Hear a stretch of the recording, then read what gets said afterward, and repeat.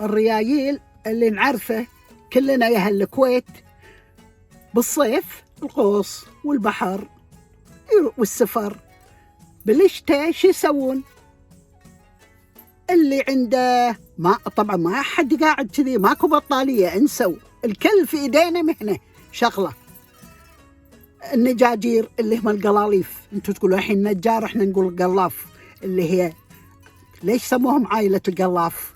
نشيل لهم كل تقدير واحترام. القلاليف المياص اللي يبون اليص اللي هو الأبيض، الحين يسمونه سمية أبيض، يكدون تكرمون. أكو عائلة شغلهم يكدون الحمير، يكرم قدركم، يجيبون من المياص اللي هي اليص، يمسحون، يسوون الحبال، يبيعون بالدكاكين.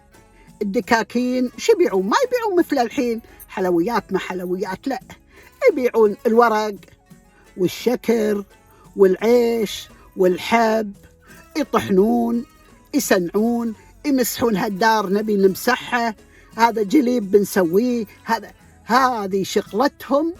أهل الكويت ما يقعدون، يبنون، يمسحون، كل شيء يسوون.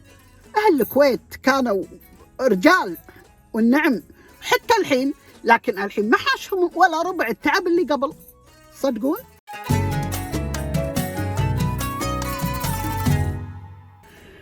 إذا عقب ما يطق المطر أول شيء الريايل يروحون الدواوين، طبعا الليل طويل، يروحون يتشاوفون بالفريج، ومو الكل، يصير وراهم فزعة الصبح، ياخذون معاهم أيام الشتاء، يخافون يطق المطر.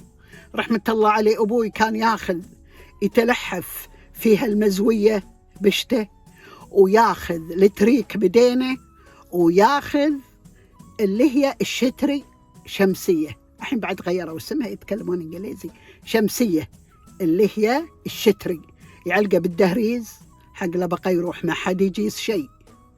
ولا صار يوم يعني عندنا نشف المطر وصارت الأرض حلوة، لا يلا من فضلك خضرة، نروح السالمية يا مال الينة، نزور عندهم خلف بيت الخلفان بالسالمية، اسمها الدمنة كانت مو السالمية.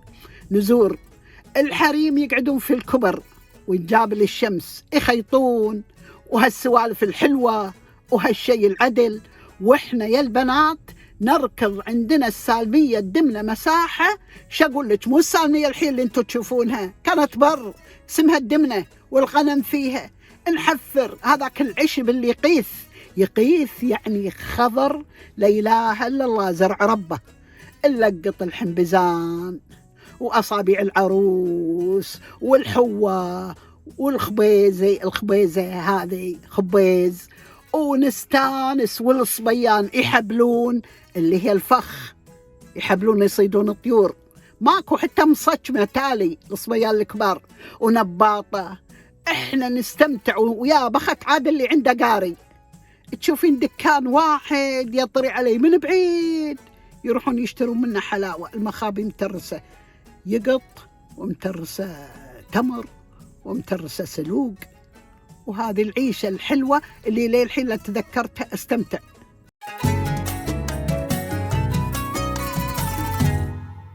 الأكل أول كله يأكلون أكل ثقيل علشان يدفي البطن، مو مثل الحين متوفر، الحين كل مكان في أكل، وكل بيت فايض الأكل، لك الحمد والشكر، فضل الله هذه النعمة.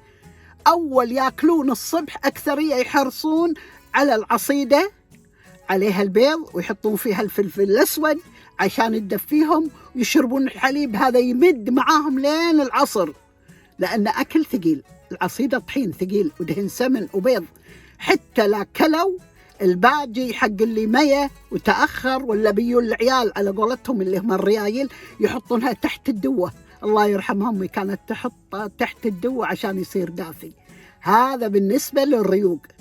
والغدا يسوون لهم مرق عدس، طبعا الإدام نادر، ولا وعيش مشخول، ولا مرقوقة، ولا يريشة، ولا محروق صبعة، هذا اللي يكفيهم ويدفي هاليهال هالأكل هذا الثقيل. ويكثرون من شرب الزنجبيل والزعتر كله على هالدوة، وعايشين والله سعيدين. والله كانت سعادة ما بعدها سعادة. لك الحمد والشكر.